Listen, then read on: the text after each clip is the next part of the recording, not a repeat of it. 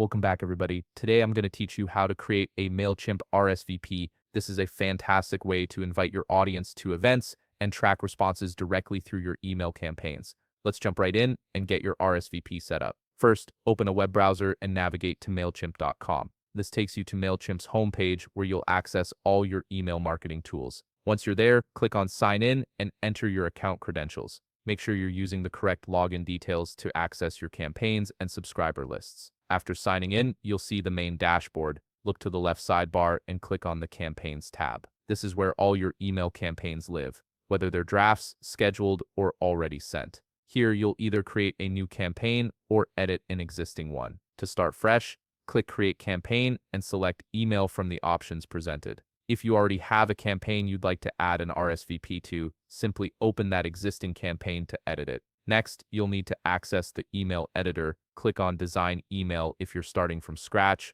or click Edit on the campaign content if you're modifying an existing draft. This opens up Mailchimp's visual email builder where you can customize every element of your message. Now comes the important part, adding the RSVP element itself. In the email body, decide where you want your RSVP option to appear. You can use either a button or a text block depending on your design preference. If you want a more prominent call to action, drag and drop a button content block into the desired spot within your email layout. Buttons tend to grab more attention and generally perform better for action-driven tasks like RSVPs. Once you've added the button block, click on it to start editing. Change the button text to something engaging and clear like RSVP now or reserve your spot. This tells your recipients exactly what action they're taking when they click. The wording should be inviting and straightforward to encourage maximum participation. With your button text set, it's time to connect it to your RSVP destination. Click the button's link field and paste in your RSVP source URL. This could be a registration form,